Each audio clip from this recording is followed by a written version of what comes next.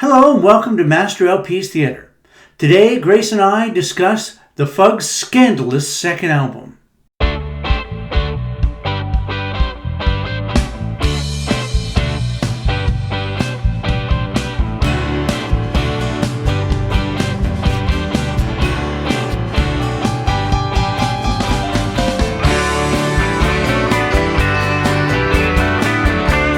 Hello and welcome to another episode of Master LP's Theater with myself and Grace Bevan. And I have to admit today, when I was thinking about what albums to do, that this one especially made me curious to your reaction because on one of our previous shows we did The Monks, and you had a problem with some of the lyrics in there, let's say less than PC approach to romance.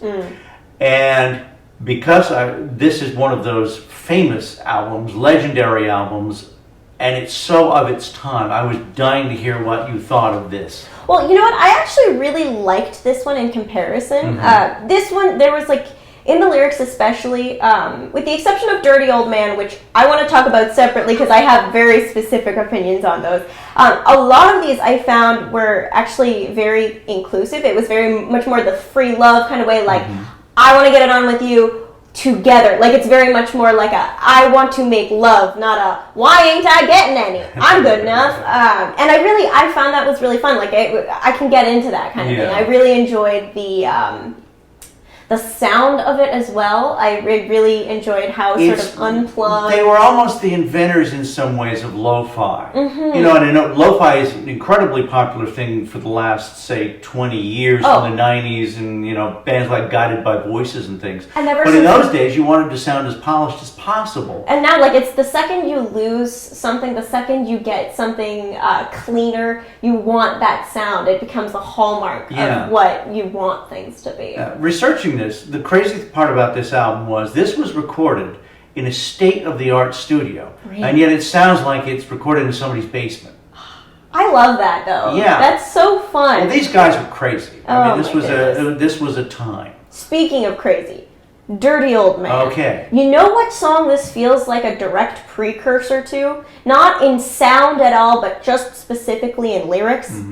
Little Girls by Oingo Boingo. Are you familiar? You know, I know Oingo Boingo. I don't know the song Little Girls. Okay, well, Little Girls, as you can imagine, is written from the perspective of a man who loves little girls.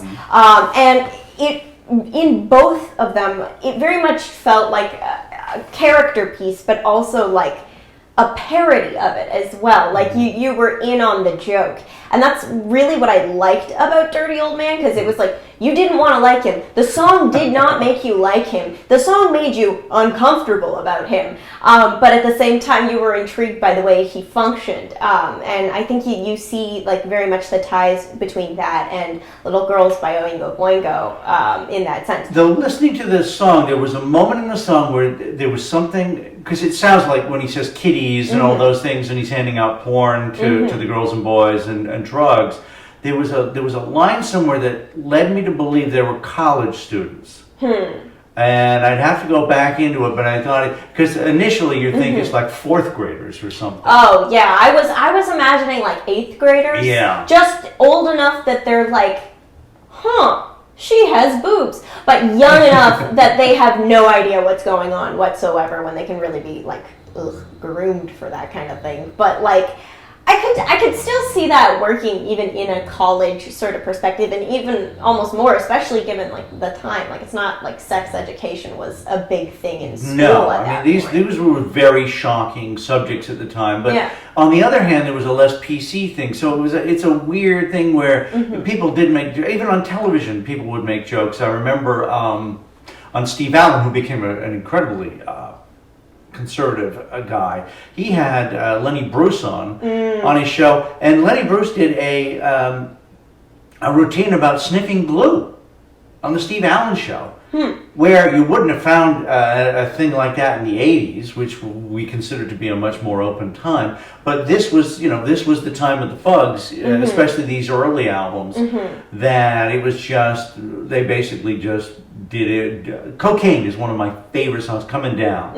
You know, beyond, there's a a factor of novelty sometimes in these songs. You know, like Dirty Yeah. Old Man, maybe, or from one of their other albums, Boobs a Lot, which is a great little song. I'm going to assume it's very much about its title.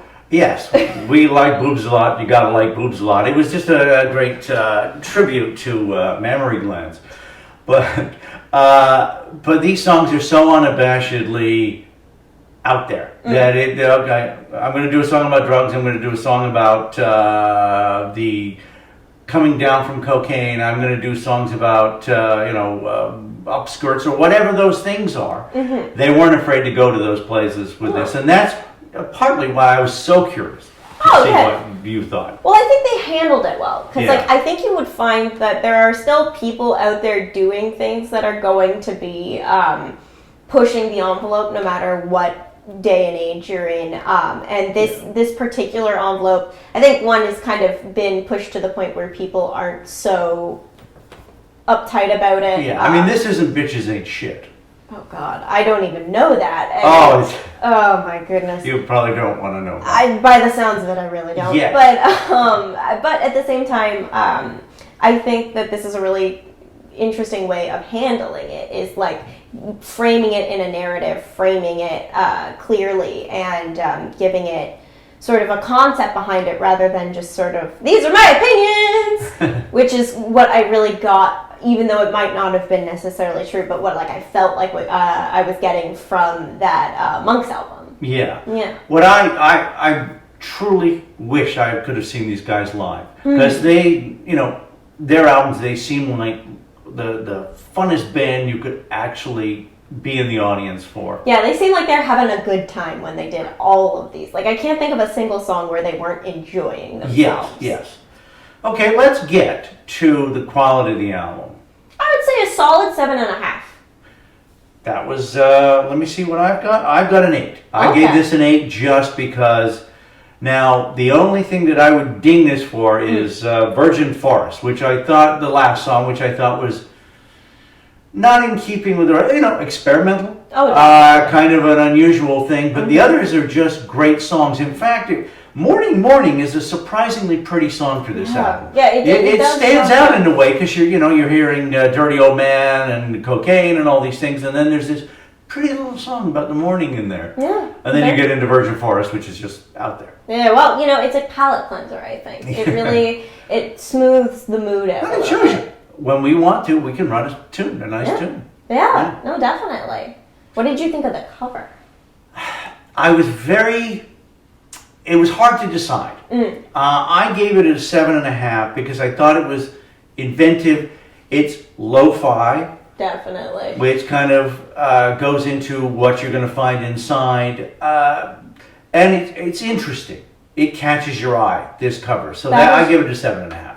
That is true. I'm going to take about a point off simply because this man's face disturbs me so much. It does look, It's skeletal, but not in a it reminds me not of a horror movie villain, but a horror movie victim. And you probably won't know this, but it's a little like Klaus Nomi. Yeah, you're right. I have no idea. Yeah, Klaus Nomi was this weird guy who used to come out in white makeup. He looked a little like that and sang opera in a language that he'd made up. Oh, that's fun. Yeah, but he looked a little like that. But Klaus was a little scary looking. Okay, well, yeah, so for me, about a 6.5. Because that's what nightmares are made of. Yes, I think the composition's great. I like the sort of posterized, we went through the photocopier with this a few too many times. Yeah, you could see this on a post, a post and just saying, come see this band. Oh yeah, this is the lo-fi look, I think you'll find now. This is DIY, this is And this kind of style made a comeback in the late 70s, early 80s, because you used to see this kind of poster all over town. I imagine it was very, also intertwined with, zine culture, too. And then, going into the 90s, I think you still see that even more with, grunge and, again, Riot Girl and, that sort of revival there. Yeah. I don't think it ever really goes away because it's such, a classic look. Mm-hmm. Yeah. And I think the Fugs. Now we find out that Fugs are a timeless band that appeal to many generations. And we both give it around a 7, 7.5, and 8, possibly. And the cover is around the same. So, a terrific album. Please join us next time for Master LP's Theater. This is Grace Bevan and myself, and we'll see you soon.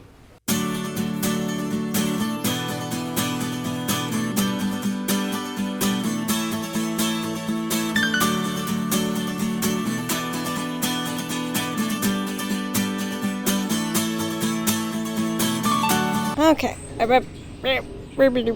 Okay.